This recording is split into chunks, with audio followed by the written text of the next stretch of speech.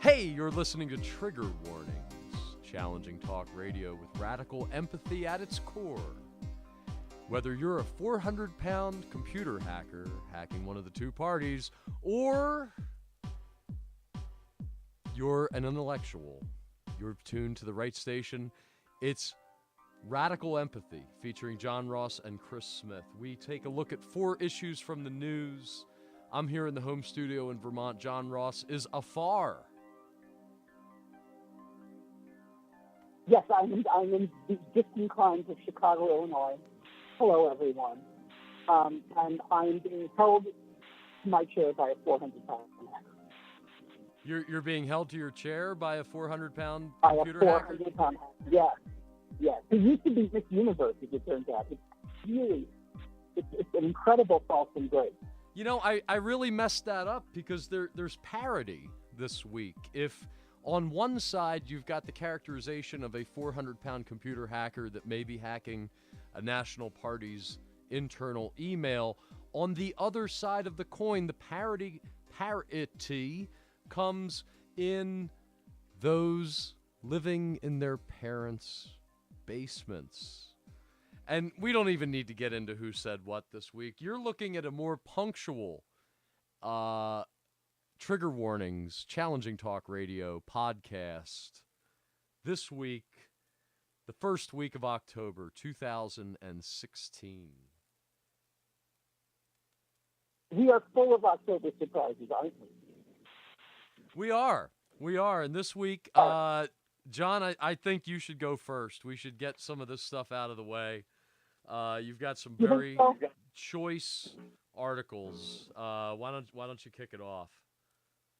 Well, thanks. And I selected both of these because they give us the opportunity to riff on many topics related to, one, if you want to call it a debate that we endured last Monday, and then the state of the race. And you know me, I like to find lots of opportunities to talk about stuff. So the first one is from The Guardian, a wonderful English newspaper that has a pretty impressive U.S.-based correspondent. And this is written by Jessica Valenti, who I believe is a columnist, or not a reporter, but a columnist. And from Wednesday, the 28th of September, Jessica Valenti, why the mediocre male days may be numbered. That's male week. I'm just going to read the first couple of paragraphs here. Quite a few of my feminist friends are fond of the protag that reads, "Lord, give me the confidence of a mediocre white man." It's a cheeky nod to a scenario familiar to most women who found facets but woefully underinformed man who is convinced of how much smarter he is than you. That dynamic was on Ferguson's first presidential debate. One Washington Post writer tweeted, "Finally, the whole country will watch as a woman stands politely listening to a loud man bad ideas about the field she spent her life in." Clinton was knowledgeable and poised. Trump was volatile and at times fairly coherent.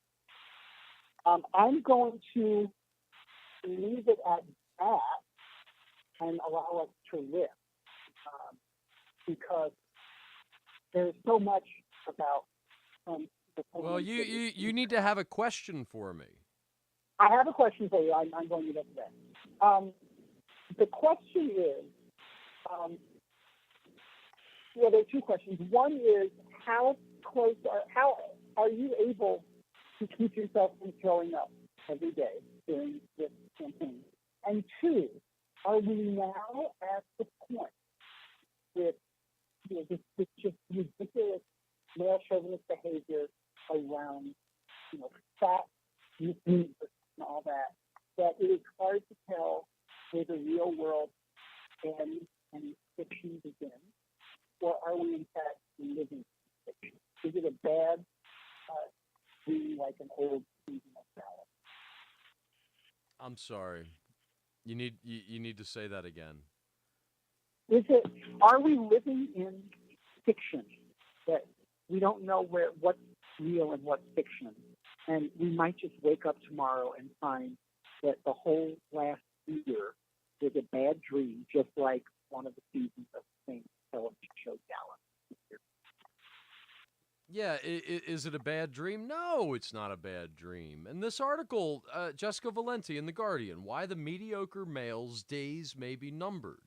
Trump is the epitome of that mediocre male. And the gender politics of the 2016 campaigns it certainly deserves critique and understanding in ways that this person's reaching for. The fact that Trump got as far as he has is despicable on so many different levels that, well, it can't be a nightmare. It has to be reality. It's that ugly. I don't like anybody that carries a tote bag. I don't care what gender you are. I didn't enjoy that right from the beginning, but it's a winning time for any woman who has ever been called bossy. It's a winning time for any woman who has ever been called bossy. And I'd like to push back on that without gender involved, and that doesn't make me sound like a person who is being as sensitive as he should be to the strides women have taken throughout the last 100 years. However, bossy is not something I want us to aspire to be. And yes, the bitches, the know-it-alls, the Tracy Flicks and Leslie Nopes. And could you add another fictional television character to that, John Ross? Well, I'm thinking of Claire Underwood, who is not a know-it-all, but a studied, calculating. I mean, anybody kind of fits that definition of the B word, yet is eminently qualified to fill those shoes and to be a partner to her spouse. It is Claire Underwood. I'm not a fan of. I don't know enough about Leslie Knope, a 4-year-old character. But I certainly think that the Claire Underwood character, how cards would fit into that, and I think it's safe to say that many aspects of that show couple, the Underwood Howard, are deliberately borrowed from the clip. But I don't know, politics is full of mediocre people.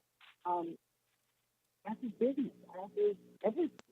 I don't want a winning time in this country to be for people who are considered bossy.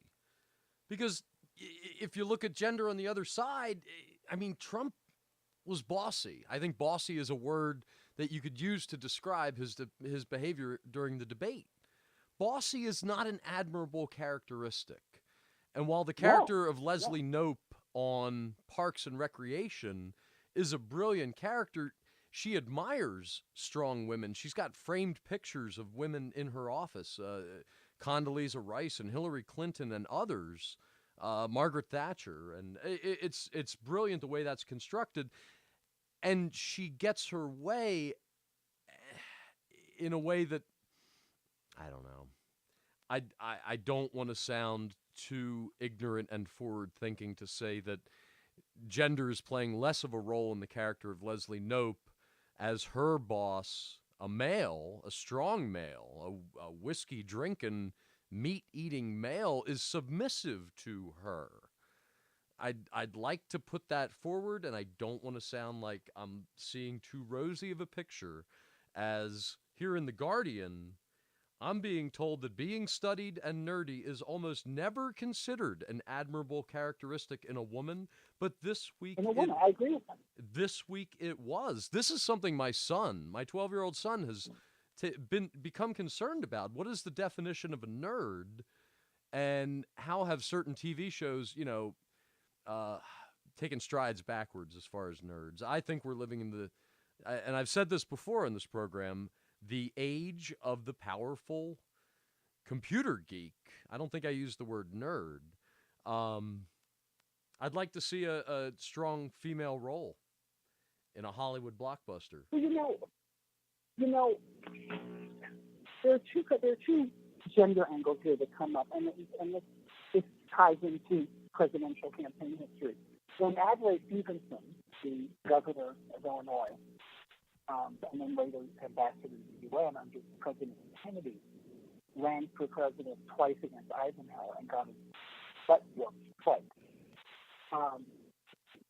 He was referred to as an egghead, partly because he was bald, partly because he was poor, but partly also because he was kind of an intellectual. Intellectualism, which we associate with nerdiness, wonkiness in the political world, and knowledge and all that, is something we frown upon in our society. We like people that running for office we could have a beer with, or we perceive we could have a beer with. Now, there's the quality about your ability, or whatever word you want to create to describe that. Beerability. Beerability. In my case, it would be cider charm ability, but there's nothing that makes that a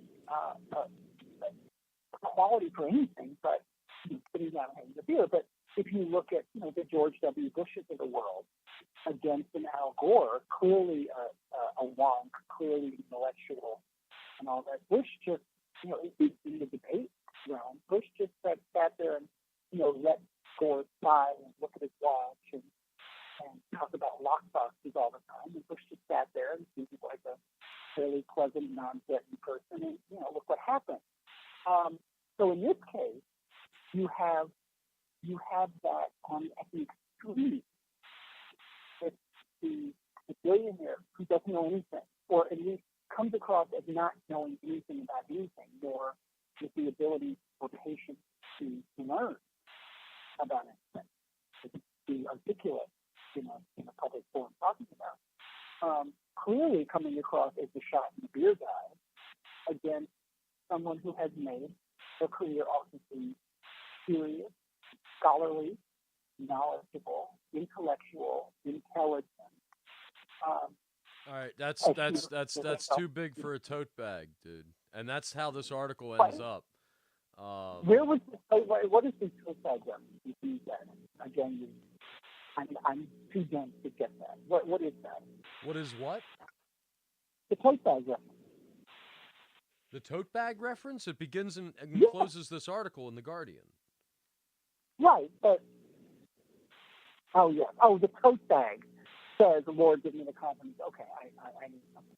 I don't know. I think her argument is, look, I know what I'm doing. I'm capable. I can do the job. I'm smart. I spend a lot of time thinking about the details of policy. Yeah, that makes me really boring. But sometimes you need boring. And his argument is, trust me, we're going to have a good time. And if the roles were reversed, if the gender roles were reversed, and it was a female candidate were the one who was kind of acting easy, playing it loose, and being party central, and let's have a good time, and the male candidate was a serious, scholarly, whatever, I think we know how this would turn out. But any number of nasty terms of being You know what? I appreciate the furthering discussion of gender in this country. It's happening. It's happening in and out of this political race. And I think there has to come a point where we can... The debate was a sorry sight for this democracy, and that is outside of gender. And to read into the gender roles that were being played, I agree. The mediocre males' days are truly numbered, or that is, males that believe they can behave the way the Republican nominee for president can behave. That behavior was deplorable. He knows it, he lived it, and I think he meant to do it. I couldn't accept that in my classroom, and you couldn't either. So there it is. Tote bags aside. So does that? I mean, does this bring us to the point? And this is kind of older feminist language. Does the woman have to be twice as smart, twice as patient, etc., to be considered equal to the man? Whether it's the example of these two or not, because there's any number of things about her we know that are highly fallible. I mean, she's not a great candidate, that's for sure.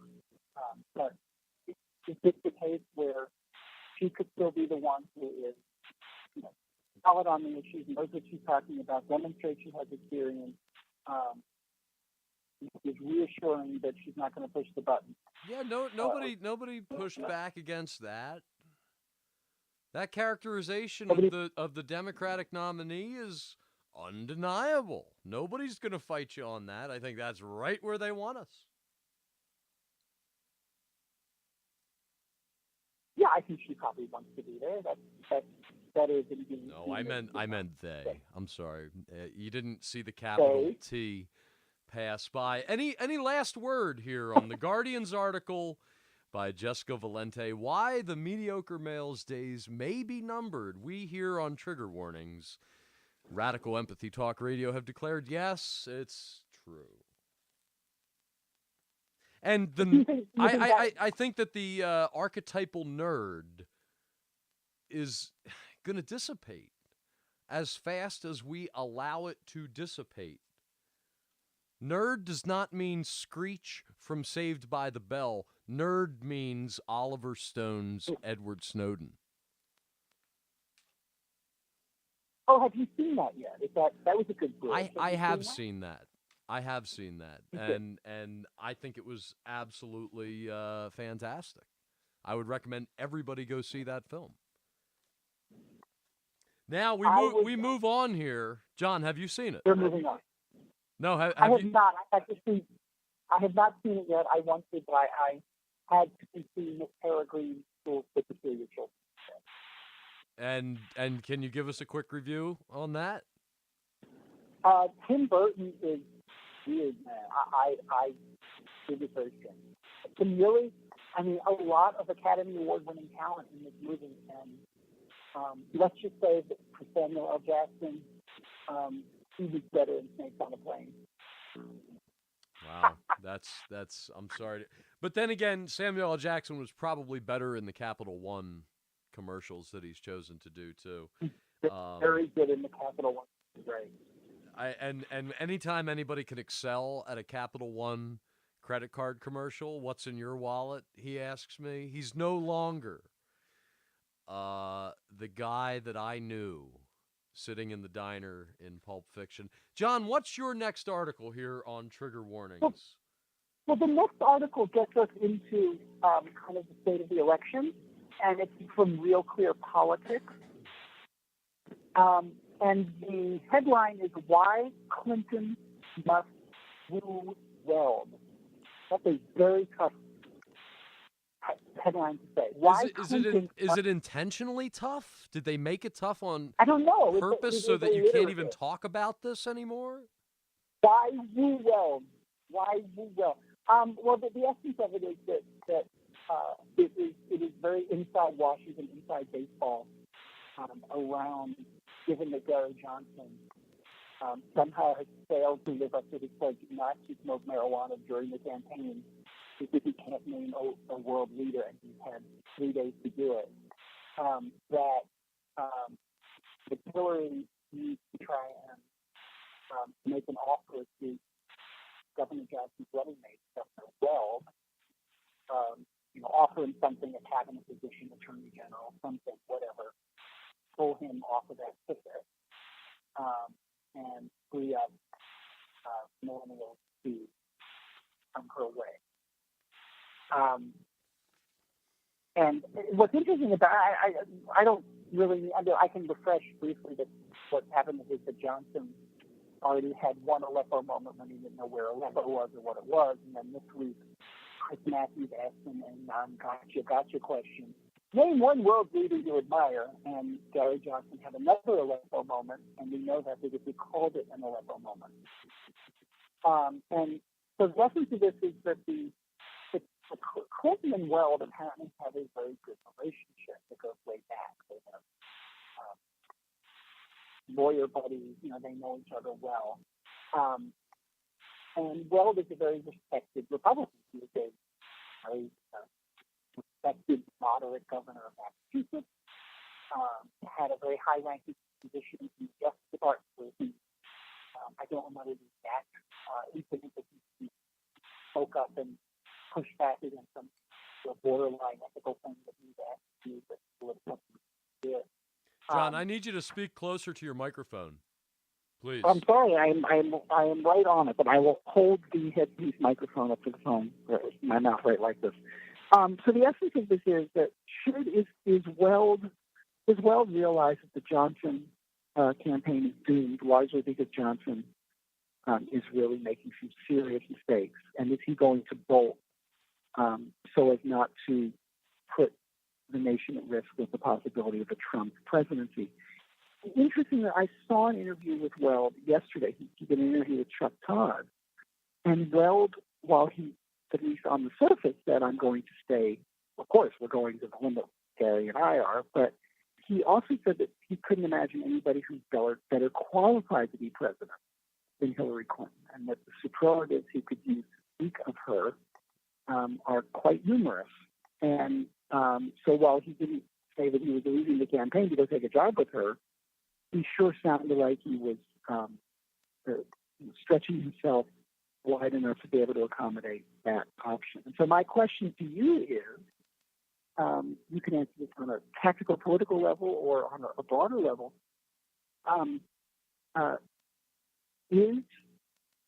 Is the millennial vote that appears to be going in large degree or disproportionate to the Johnson campaign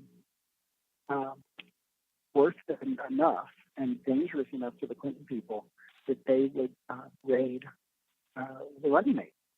And if you were Bill Weld, would you A, stay no matter what, B, run as fast as you can and take a job with Clinton endorser, or C, take away Gary Johnson's roach clip? If Weld wanted a job with Clinton, why he wouldn't be where he is? I don't see how that's an uber tactical move. It's the fourth paragraph from the end. If Clinton wants to put the last nail in the coffin of Johnson's candidacy while simultaneously bolstering her own, she should think about peeling Weld off immediately. Clinton is hemorrhaging support among young voters who dug Obama and adored Bernie Sanders, but are increasingly turned off by the former Secretary of State.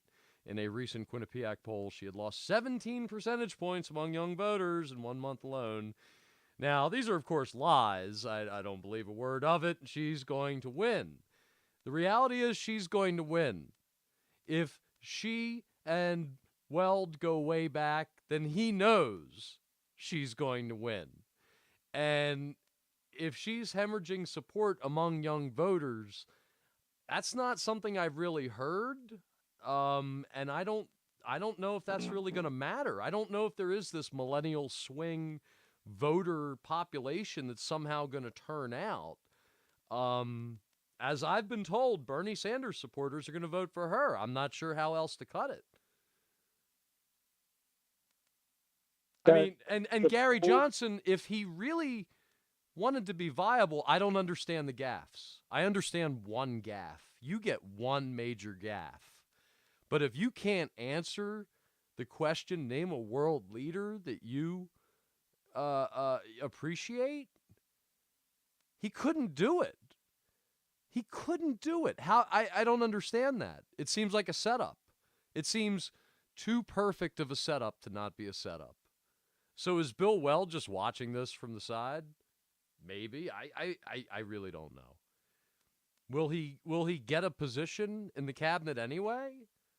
Because what, 10% go for some third party, a truly disaffected, electorate? Maybe.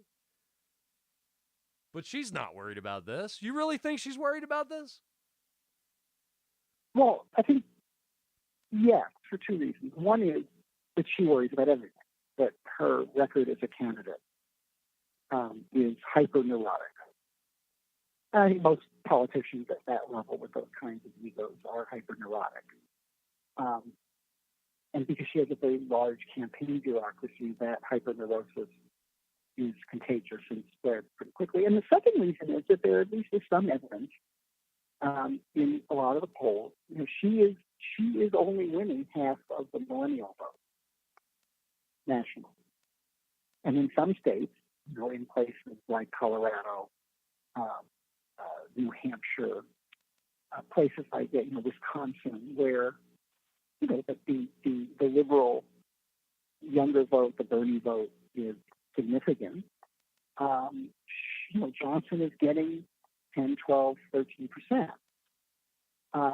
So she is only getting half of the millennial vote that Obama got roughly 65, 70% of. And the bigger issue is, regardless of the percentage of the ultimate vote in that demographic, do they show up? Because that is the demographic.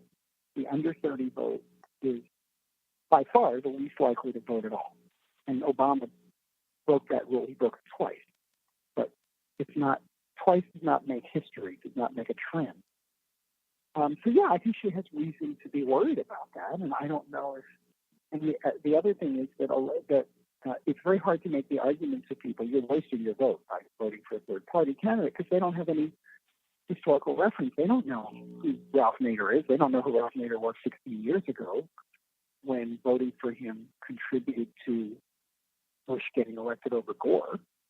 So yeah, I think, well, in Florida and, you know, I mean, a couple other places. I'd rather demonize the non-voter. No, I would too. I would too. All right, well, then let's do that. Let's do that. Here on Trigger Warnings, Radical Empathy Talk Radio, we have decided to, instead of blame the third-party voter, we are going to demonize and villainize the non-voter, those who choose not to vote. I believe you know, I don't blame Ralph Nader. I blame the non-voter. And coming up here, why doesn't Gary Johnson or Jill Stein have traction? Because of the ignorance of the non-voter. I mean, what are we hoping for 50% turnout this election? What do you think it's going to be, John? Of eligible voters, you know, in a good year, like 2008, we get, you know, mid-60s, 62, 64%. I don't know if it was a little bit lower in 2012.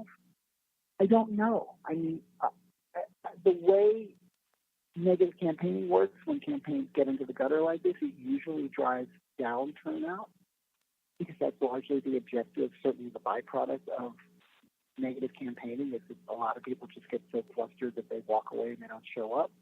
But when 84 million people watched the first debate, an overwhelming number of them watched all of the 90 minutes of it, and God knows how many more watched online or delayed or internet, whatever. It makes you think that a lot of people are going to be turning out, including people who've never voted before and have been eligible to. But I don't think anybody has a real good way of giving a decent estimate on that. I don't know. I think it probably will be somewhere between 2008 and 2012. But I don't know. What do you think? You think we're going to have big turnout, or you think that I think just because people enjoy reality television doesn't mean they're going to go to the polls. Yeah. And that guy did quite a performance, right? Trump put on quite a performance in that debate. 84 million people watching does not mean they're going to go to the polls. They wanted to see a good fight.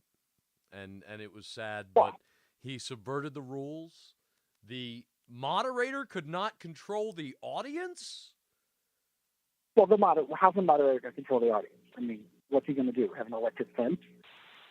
Can I hold a taser and just zap people? I mean, what's he supposed to do? You know, I mean, it was his chance to become a well-known celebrity and really take a stand. I would have stood up I would have said no more questions until you can be quiet, and you have to promise to be quiet. Repeat after me.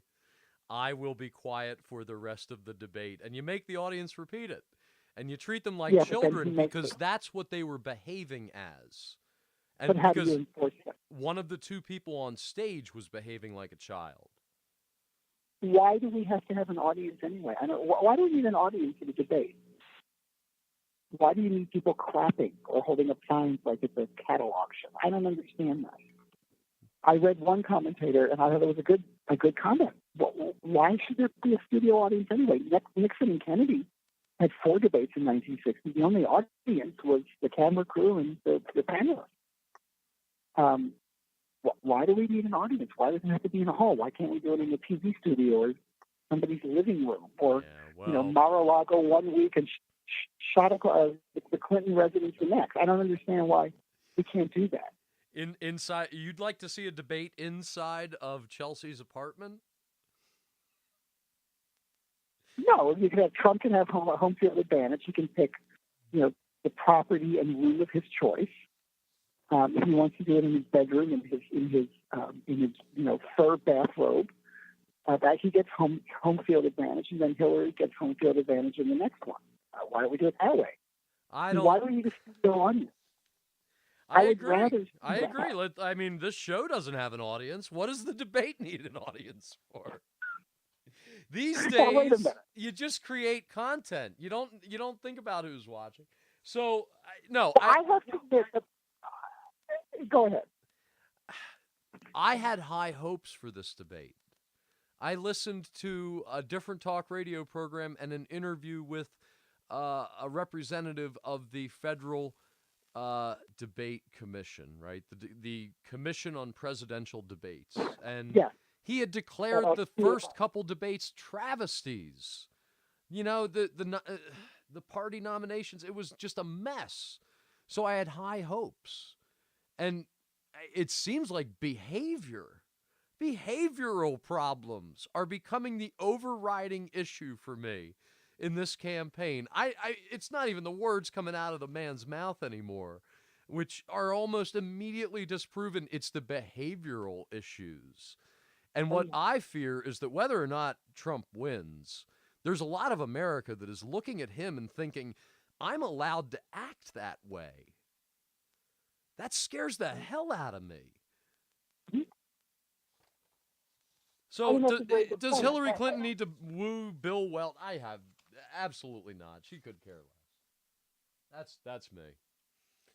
I just think, just speaking to kind of the bad behavior, because the Trump people make the argument about Clinton, and they're going to make the argument about Bill Clinton's bad behavior. What's so fascinating is it's not just that there's bad childish behavior, but that the people who are at the head of the class wadding and throwing the biggest spitballs and picking the biggest boogers and flicking them to other people are the people who have done repeatedly the same things they're pointing their fingers at the other side for doing.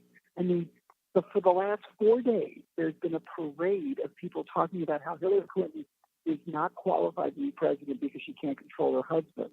And it's coming from 3 men with a combined total of 9 wives, 3 each. Trump, Giuliani, and Newt Gingrich, all of whom publicly acknowledged or were known to have been cheating on one of their wives with the next one in mind. And Trump, a President John F. Kennedy of the United States yesterday in his furry bathrobe in his bed tweeted yesterday about going to watch a porn flick. Although there is no porn flick featuring Miss Universe, but there is a 6-second clip of Donald Trump in a Playboy porn flick and popping a bottle of champagne in New York with the 2 women who were the subject of this Playboy home video. And it's not just the behavior is so awful, but the people who are at the head of the class leading the bad behavior are the people least qualified to uphold or talk about standards of civil propriety. That is, to me, just the absolute weirdest thing here. And so I just hope that Trump brings this up at the debate, and Hillary will do that little shoulder shake, and then wait. You want Trump to bring what up in the debate? He's threatening to bring up the whole Bill Clinton was a bad guy and treated women terribly, and let's bring up the Bill Clinton scandals at a debate. Why? I don't know. Because we feel like it. No, it's a distraction from talking about the issues, man. Of course it is. Okay, well, you can just leave because it at they're that. talking. Never has anybody talked so much about what he's not going to talk about. Right. But that is how this has absolutely gone down the toilet. But we knew that. We knew it was going down the toilet because if it stays anywhere above the septic tank, Trump has no chance. And he knows it, and we know it.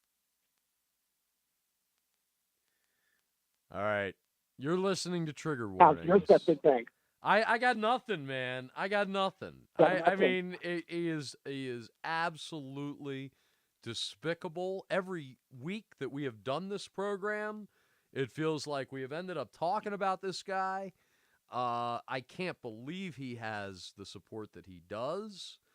And I believe that it's part of the game that a lot of this country would get turned off from participating in this election. And therefore, it will be decided by a very slim majority that we've fought over in other years, too.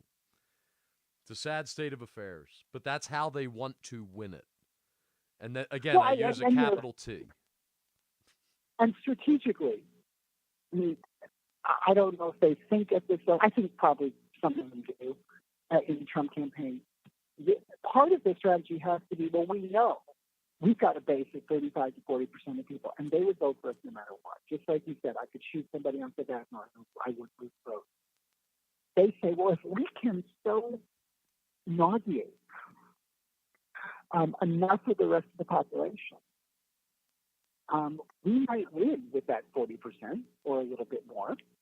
And maybe that is, it could also be, it could be madness, but it can also be a real political strategy. That we're just going to nauseate so many people because we know our base is going to show up.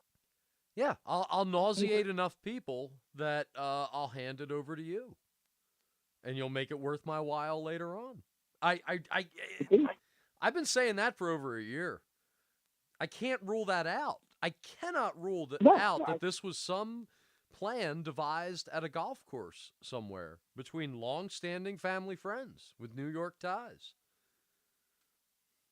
Well, this does align with one of the articles you sent, and I'm not going to tip your hand, but one of the articles you're talking about it really does add to, but in a very different way, the sense of dystopia that we feel about this campaign. But I don't know if you're going to go with that one first or the one that is more fun and artsy, though troubling in its own way. Well, after this break, folks, you'll find out what two articles I've selected, and we'll bounce some questions off of John Ross. This is Trigger Warnings, Radical Empathy Talk Radio, coming to you on a variety of mediums across this interweb. I'm Chris Smith. John Ross will be back after this break.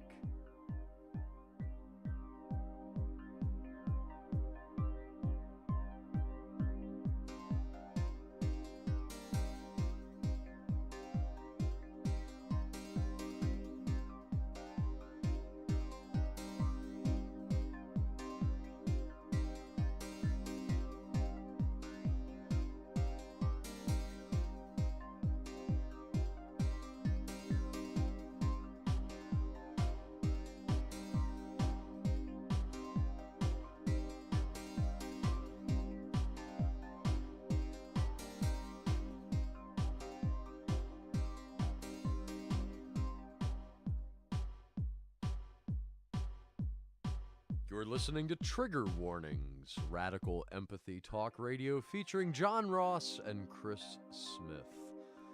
Each week, we take on 4 articles from the news. John selects 2, and I select 2, and we come up with questions for each other. So far tonight, John, what have we covered?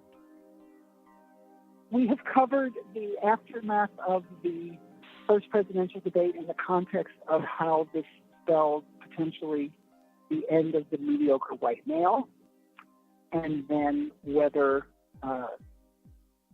Bill Weld is fertile target for Hillary Clinton to lure away from the fading Gary Johnson campaign so as to assure her election and some and sitting millennials with it. You know, Bruce Springsteen called the entire universe post-authentic in 2012 at South by Southwest. All right, it wasn't the entire universe, but he was talking about at least popular music, at least what he can play at a Bruce Springsteen concert, I think. And maybe this election is the first post-authentic election we're really having, because each of these people involved had a strong public persona, and they were well known in the public sphere long before we knew they were running for president. And therefore, their present day, 2016 authenticity is not just challenged, but it can't exist. Because I only know one guy from a board game, and I know the other person as an accessory to a ugliness that happened in the Oval. And what do you think? The first post-authentic presidential election?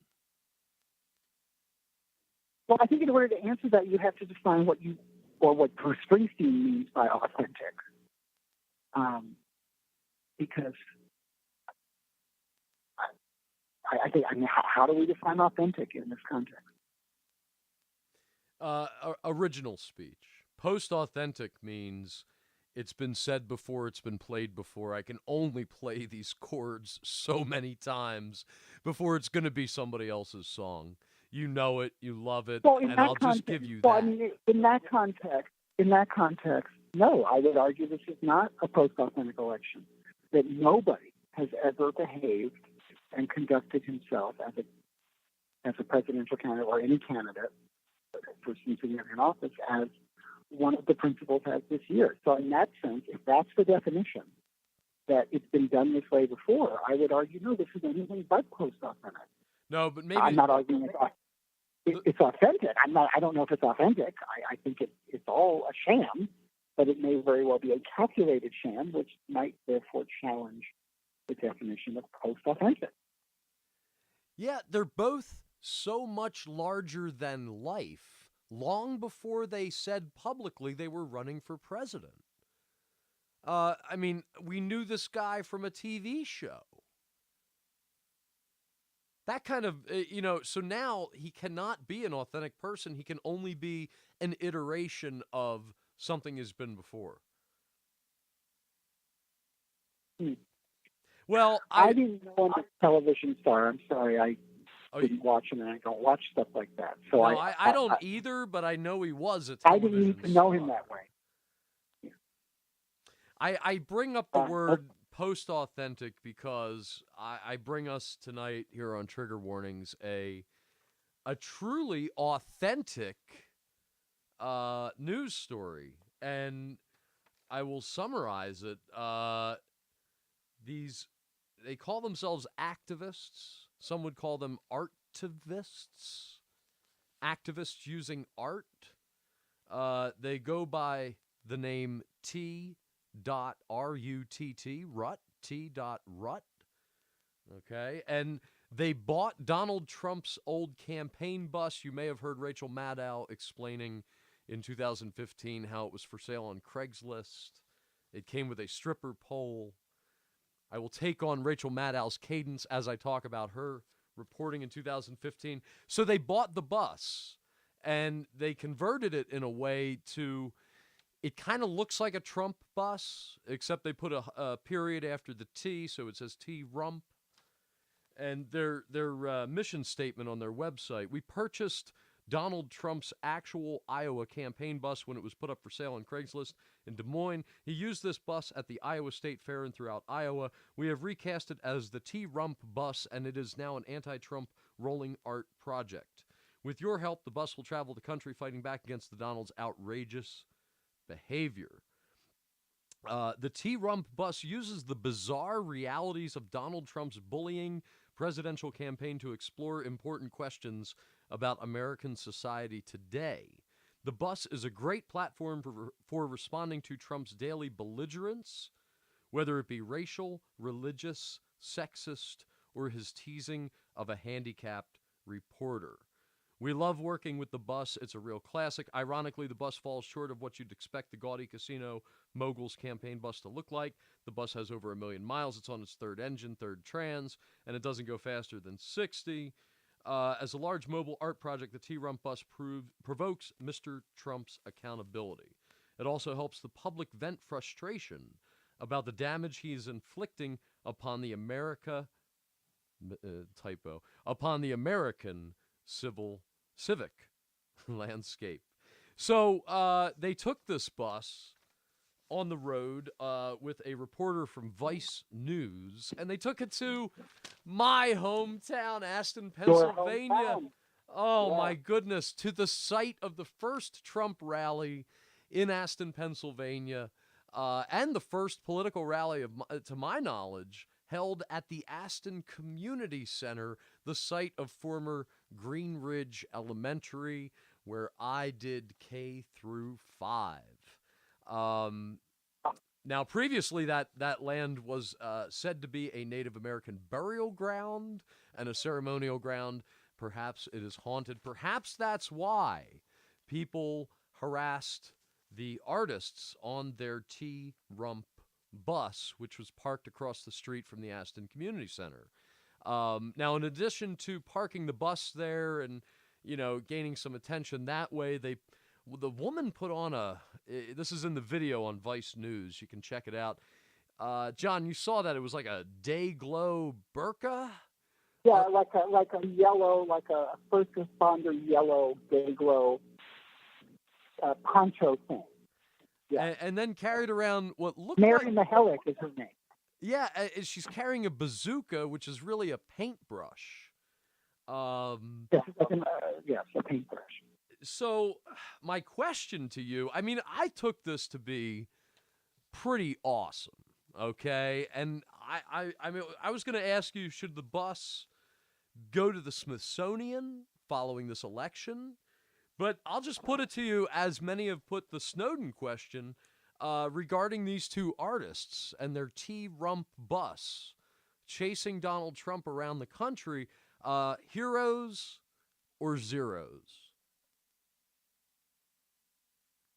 I would say they are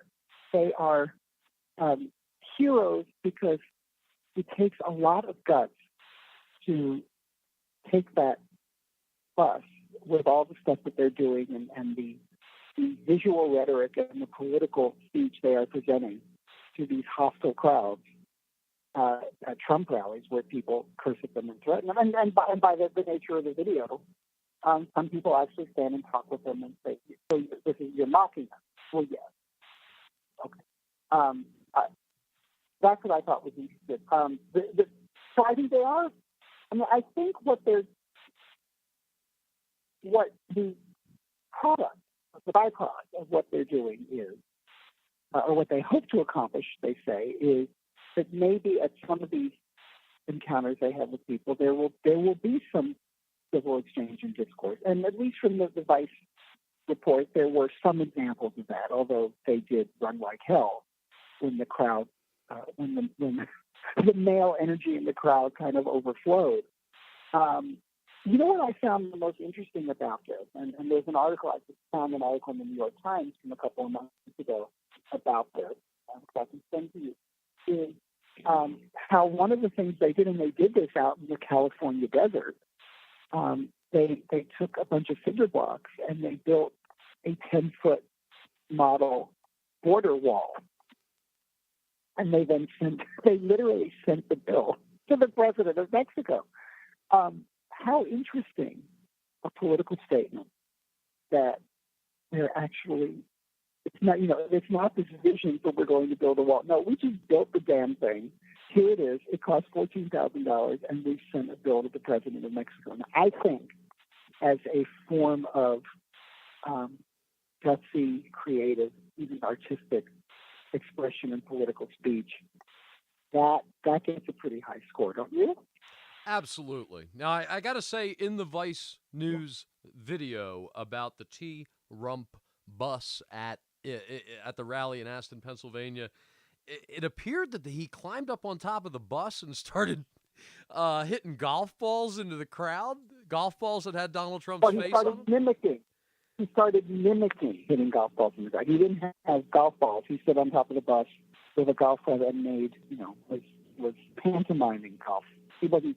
He was Okay, swinging it well, thanks to a friend in Aston, Pennsylvania, that is a Facebook friend, I was told very clearly that he was, in fact, hitting golf balls, and the Aston police asked him to stop, which was not shown in the video. And hey, I don't in any way endorse firing golf balls into the Trump crowd, or I guess pretending like you are is asking for trouble. Right? You're threatening them with physical violence, but you're not actually doing it, right? So I don't. I mean, a paintbrush, and you're holding it like a bazooka. That's pretty funny, and I can understand that. But when you and nothing ever comes out of it, does it? There's nothing ever. No paint or any other substance comes out of the. Well, wait a minute. You're carrying a giant paintbrush on your shoulder like a bazooka. Yes, John. What comes out of it is art, and I think what's most laudable in their choice of expression is how they're using artistic principles to get a rhetorical statement across that nobody else in that crowd could. I was shocked, and I'm very sad that somebody in my hometown, or that is somebody from a surrounding community, chose to attend that rally or at least sit on the front lawn of the Aston Community Center waving a Confederate flag. I know. And that was shocking. Yeah. And I asked my Facebook friends, was that photoshopped in? Did Vice News do something deceptive? Because I'd hate to think that's happening on the lawn where my elementary school once sat. And to decorate the former campaign bus, which does in fact have its own stripper pole, as a form of protest against Trump, I thought it was brilliant. So okay, but was the stripper pole there was it used by the Trump campaign in Iowa, or did they just add the stripper pole with the pink gloves? Because I don't really think the Trump campaign bus, when it was functioning, rolling through the cornfields of Iowa and its 99 counties, had a real stripper pole. I think the stripper pole was an addendum, don't you think? Dude, I don't think that was part of the for sale price on the market. I don't think so. How many hours of your life have you spent in Trump casinos in Atlantic City?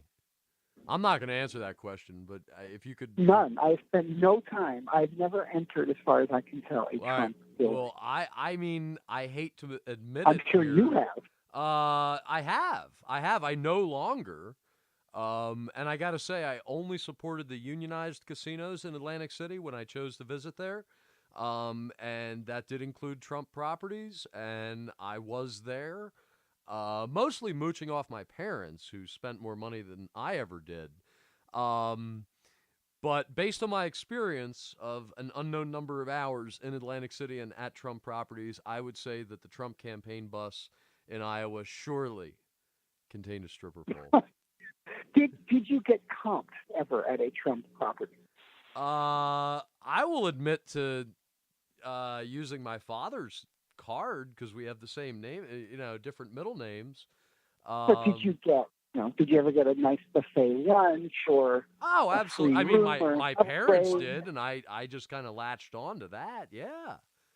Oh, yeah.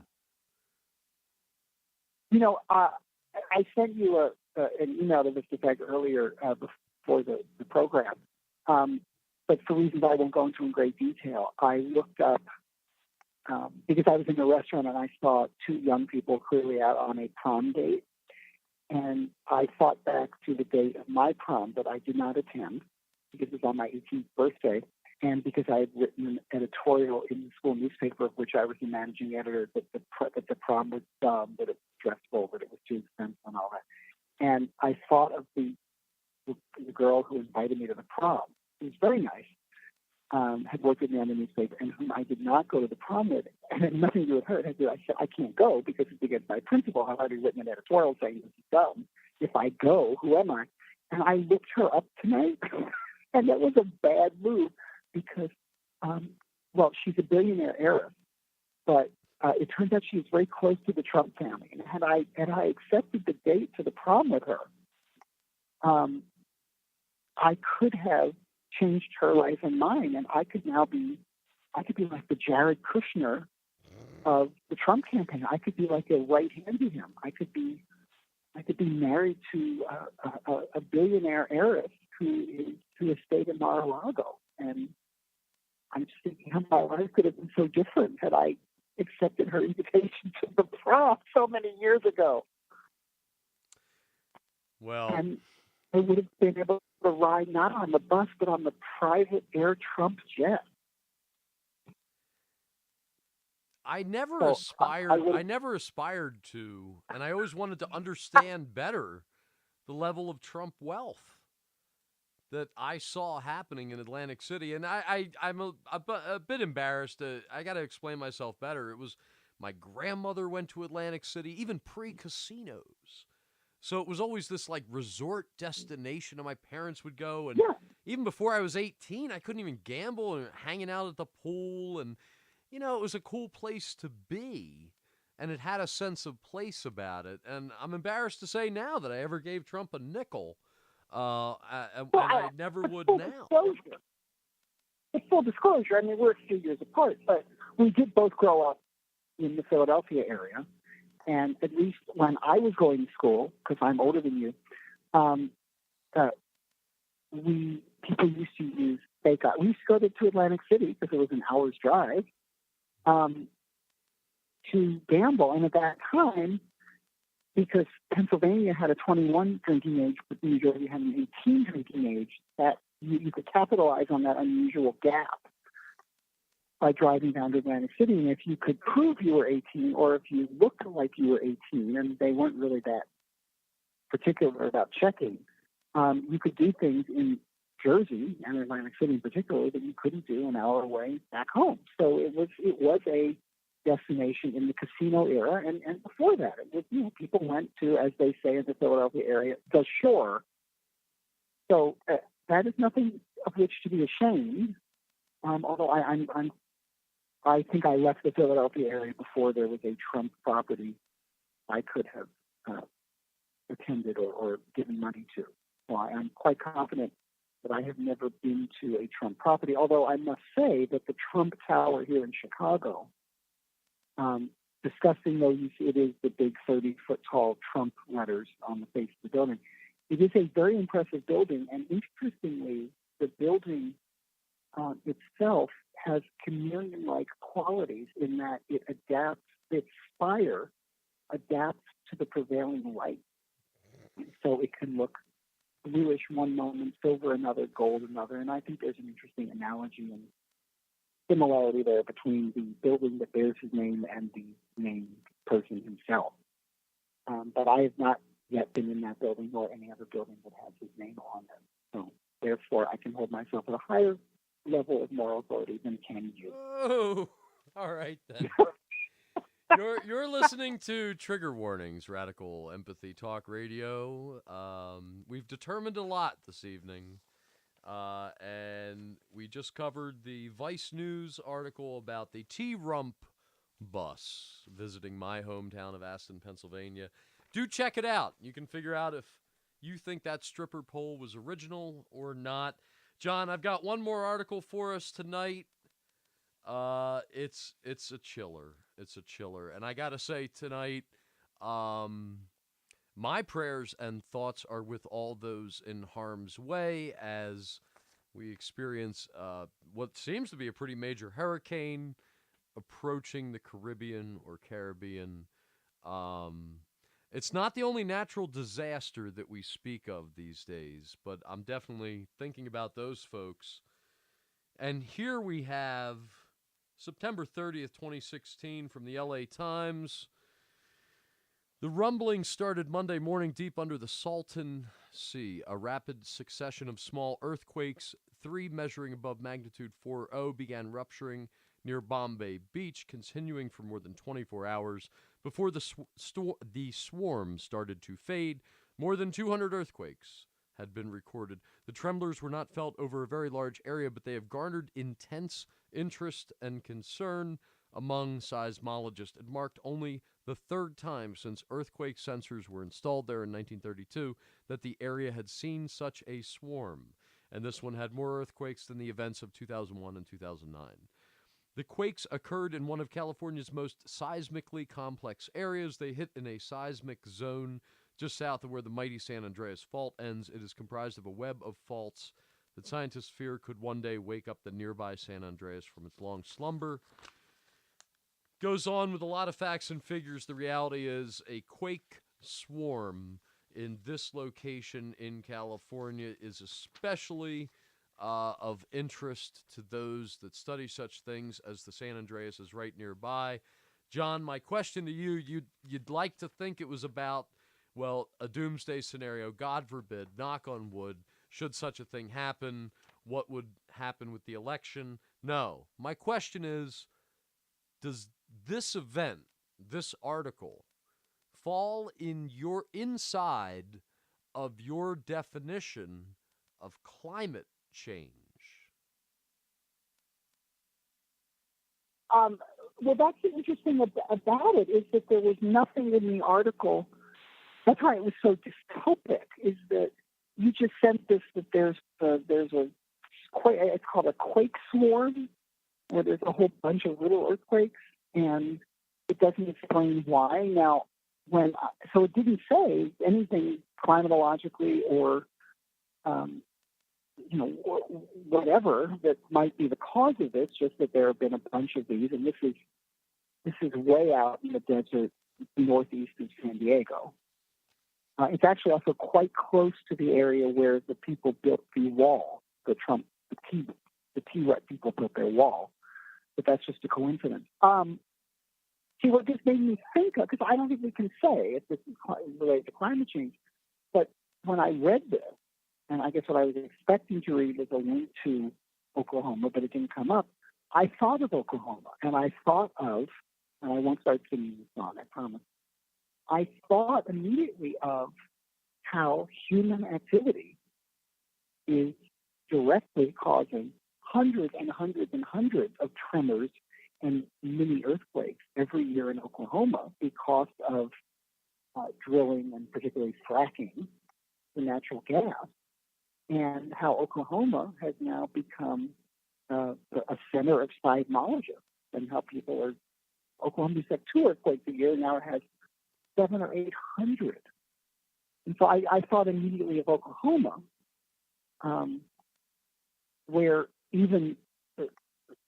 where the population in many places near drilling is much denser than the middle of the California desert. And we know that what's happening in Oklahoma is human-engineered climate change, or certain laws, literally climate change. I don't know about what's happening in California, and that's kind of what scared me. Where there are earthquake faults in California, and we've known about them. We haven't really heard much about earthquake faults in Oklahoma. I agree, and I'm glad you were clear that the Oklahoma earthquakes, to you, fit a definition of climate change. Well, they can't be anything but. You can't go from 2 tremors a year to 700 a year and have it be coincidence. It's when you are literally. So wait, what's your definition of climate change? Well, climate change, it's things that events that we would normally attribute to acts of God, happening either in severity or in frequency that otherwise would not happen unless humans themselves were doing something directly in the case of Oklahoma, or less directly in the case of hurricanes, California, etc. to, they would not happen otherwise. Now, that's how I do. I'm not a climatologist, but that's how I define it. Now, I guess what some detractors would argue is, well, no, Oklahoma is not an example of climate change because nothing's happened. There have been hundreds of little tremors, but nobody's felt anything. No streets have disappeared. Nobody's house has fallen into sinkholes. Nobody's been injured. So there has been the tree has not yet fallen in the forest. But that's how, in practical terms, I would define that term. What about you? The term climate change simply means the climate is changing, and I'm not sure if, by definition, we're a part of the climate. The climate is something exterior to us, and maybe it's going to respond in ways. Maybe there's always been climate change, and it's the rate of climate change that is that's what's changing. Now that was a stellar sentence. That was Trumpian in its articulate. Thank you. Well, we don't understand the effect that we've had on the environment. I was going to send you the report this week that, based on the level of CO2 in the atmosphere, we have passed the tipping point towards mass extinction. We cannot fix the problem that we began. I believe that I had a Facebook friend out of the blue this week post that the number one issue in the presidential campaign is the Fukushima radiation, because we have a nuclear power plant that is literally irradiating the ocean, which we don't understand the effects of, and we know that dilution is a solution, and that's something that we're going on in that case. If the climate doesn't even change but continues to behave in the way that we know that it does, that means that radiation is spreading and we don't understand the effects of it. I also believe that if we're digging deep holes in the earth to extract large amounts of natural gas and other resources we can discover, we don't have a clear understanding of the full map of the underground, especially where we're extracting those things. So if you remove a deposit from one place, you may be causing things to happen in another place that you may not even be aware of. But like you said, the Oklahoma tremors are said to have a source that's human, right? We've been doing something and there's the effect of it. This quake swarm on the very southern edge of the San Andreas may or may not be related to human activity. I wonder if we populated the earth to such an extent that we're not going to be able to tell what falls inside of our definition of climate change and to what extent we humans are the source of it. Yeah, this is, I think this purpose is the word I can use, whether you, I'm just looking now, searching earthquakes. There was a 3.7 earthquake in northern Oklahoma, almost in the panhandle, near Enid, Oklahoma, not terribly far from Stillwater, Tulsa, more populous areas. There was another one near Woodward, Oklahoma, where I spent quite an interesting weekend some years ago. Yesterday, another one near Stillwater on the 20th. These are all from the U.S. Geological Survey. And in fact, Earthquake Track has a daily code board of earthquakes anywhere. There has been a 5.8 Richter magnitude earthquake this month in Pawnee, Oklahoma. 5.8 is pretty close. And in fact, the numbers are far more extreme than I even suggested.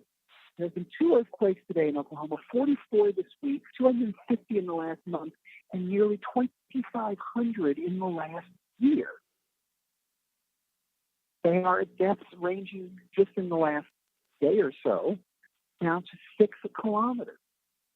That's pretty. Isn't that about where we go to frack and drill? It may just I know be. you're a petroleum engineer now, but Yes, thank you. Well, I bring this article to our attention to challenge our and anyone's definition of quote unquote climate change. I appreciate that Bernie Sanders said that's the number one threat to this country. It's not terrorism, it's climate change. And I stand by that, and I wish somebody would bring that issue up just a little bit.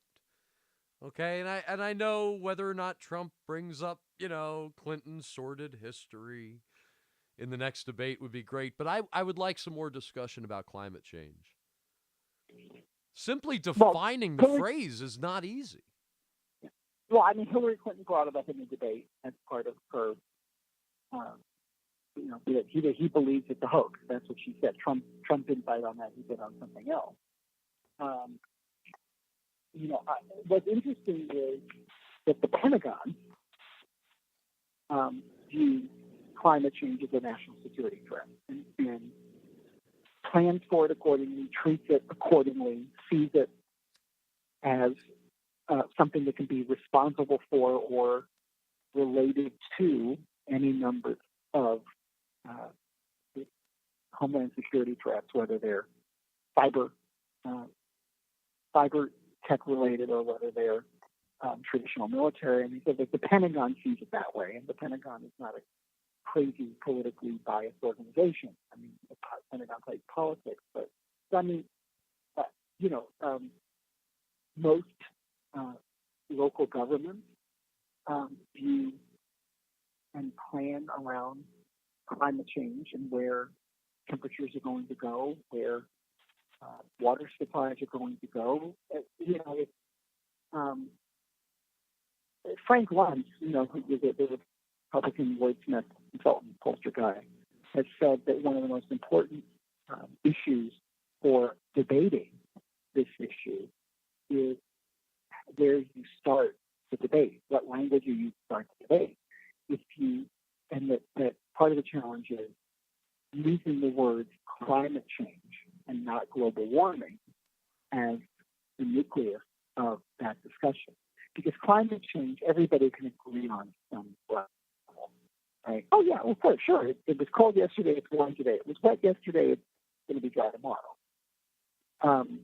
But the term global warming is the one that if you're a hoaxer or a suspect of, you don't like what the remedies would be to combat climate change, you don't want people starting on the global warming track, because that's scary. Climate change isn't so scary to a lot of people. Global warming is. And I think that's, the rhetoric and the narrative of these topics, as you suggest, is so vast that it's very hard to define, very hard to put your finger on. And maybe that's why people don't really want to talk about it, because you can say, oh, it's a hoax. It was made up by the Chinese to help to make us less competitive. I brought this up so we didn't have to talk about that guy. My goodness. I know. No, I believe that we'll live to see. Like to see it brought up, and it was. We will live to see the shaming of climate change deniers. Well, there you are. Radical empathy, folks. Radical empathy. You might. No, I think you will. Absolutely. That's not radically empathic. I mean, you realize that there's nothing empathic about, and then neither should it be. I mean, are there not some places and issues and concerns you can go where empathy is not necessarily required, or where it does no good? Yeah, no, we decided in this show tonight to not only villainize the non-voter, but we are also shaming climate change deniers. Here on Radical Empathy Trigger Warnings Radio. fracking right. Sorry. Hey, I hope you've enjoyed this show. It's John Ross and Chris Smith. You can always tweet at us, T_warnings. T_warnings. And stay tuned. Another new show next week. And continued happy post-debate America. Say that again? I said, continued happy post-debate America.